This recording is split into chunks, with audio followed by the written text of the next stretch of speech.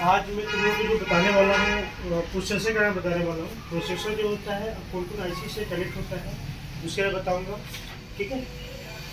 और जो इसके जो डायग्राम है इस टाइप का है, आप देख सकते हो, ठीक है। और तो मैं प्रोसेसर की बात कर रहा हूँ, ठीक है। इससे जो आईसी जो कनेक्ट होती है, आपको देखोगे जितने भी मेमोरी कार्ड हो गया, आपका कैमरा हो गया, टच हो गया, प्रोसेसर हो गया, सेंसर हो गया, वाइब्रेटर हो गया, जो आपका स्पीकर, माइक, जितने भी आईसी हैं वो सारे प्रोसेसर से ही कनेक्ट होता है, ठीक है। तो इसमें आपको नेटवर्क का भी होता है, जो आरएफ आईसी हो गया, तो आरएफ सेक्शन जो भी होता है ना, वो भी आपको इसी से कनेक्ट होता है। यानी कि ये मेन से काम का सब सारा जो है, सपोज कि आपका मान लो कि आपको ऑडियो आईसी में प्रॉब्लम आ रही है, तो आप क्या करोगे, आप कि डायरेक्टली आप जो है ना, आप प्रोसेसर पे आप नहीं जाओगे। क्या करोगे आप, सबसे पहले क्या करोगे आप, यहाँ पे जो कंप्लीट लगे होते हैं हमारे, यहाँ पे कैपेसिटर लगे होते हैं, यहाँ पे मान लो कॉइल लगे होते हैं। इसके बाद आप मान लो कि यहाँ पे आईसी है, ठीक है। तो आईसी के डायरेक्टली आप प्रोसेसर में करोगे, तो फिर आपको आईसी खराब होगा, तो यानी कुछ ही प्रॉब्लम आ सकती है। आप कैमरे की प्रॉब्लम आ सकती है, या फिर आपका मेमोरी कार्ड नहीं चलेगा, या नेटवर्क की प्रॉब्लम आ सकती है। तो उसके लिए आपको क्या करना पड़ेगा, आपको कि सबसे पहले आपने ऑडियो आईसी को देखना है, देन उसके बाद फिर प्रोसेसर करना है।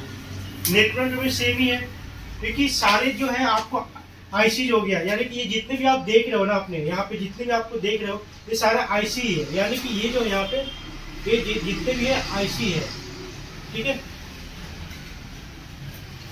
तो जितने भी आपको जो है दिख रहा है, और आपको यहाँ पे आरएफ आईसी हो गया, ऑडियो आईसी हो गया, जीपीएस हो गया, एफएम हो गया, ब्लूटूथ एंड वाईफाई हो गया, क्रिस्टल 25 क्रिस्टल हो गया, ठीक है ना, माइक हो गया।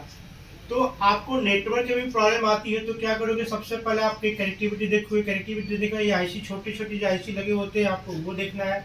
फिर आरएफ आईसी देखना है। देन उसके बाद भी अगर लास्ट में जो प्रॉब्लम आती है, तब जाके आप क्या करोगे, आप उसमें मेन जो प्रोसेसर जो होता है उस पर आप जाओगे, ठीक है।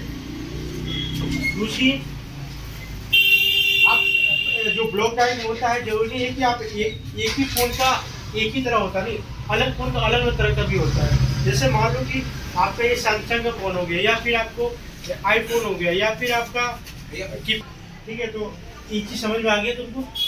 और बाकी जो भी है, जैसे ब्लॉक डाउन जो होता है कि आपका सैमसंग हो गया, कार्बन हो गया, ओप्पो हो गया, वीवो हो गया, तो अलग अलग होता है। यानी कि जो उसका जो डायग्राम होता है अलग तरीके, लेकिन एक समझाने का जो होता है कि आपका हर एक चीज़, जैसे कि आपका जो प्रोसेसर होता है मेन होता है, जो कुछ तीन चीज़ें मेन आईसी होता है। तीन चीज़ें मैं बताता हूँ। एक तो आपको हो गया सीपीयू, ठीक है ना, सीपीयू हो गया। एक हो गया पावर आईसी हो गया, ठीक है ना। एक हो गया फ्लैश आईसी, ठीक है। तो ये जो है ना मेन तीन जो है, तीन आईसी जो इम्पोर्टेंट आईसी होता है। और इसमें अगर प्रॉब्लम आती है, अगर सपोज कि पावर में प्रॉब्लम आती है, फोन आपका डेड हो जाएगा। डेड मतलब कि आपको फोन बंद हो जाएगा, कुछ दिखेगा ही नहीं, क्योंकि पावर का काम होता है आपको सारे आईसी को सप्लाई करना होता है, ठीक है ना। सीपीयू सबको कमांड करता है, जितने भी आपको जो आईसी जो कमांड करना होता है। फ्लैश जो जितने भी आपको एप्लीकेशन वगैरह जो भी फ्लैश से ही होता है। जैसे आपको फोन में, जैसे कि आपको फोन में हैंग हो रहा है, या फिर आपको कुछ देर के बाद चलता है फिर बंद हो जाता है, या एप्लीकेशन में कुछ प्रॉब्लम आती है, तो उस कंडीशन में क्या होगा कि आपको फ्लैश की प्रॉब्लम होगी, तो फ्लैश करने के बाद वो प्रॉब्लम सॉल्व हो जाएगा, ठीक है। तो ये ब्लॉक डायग्राम है। तो आपको ये समझना है कि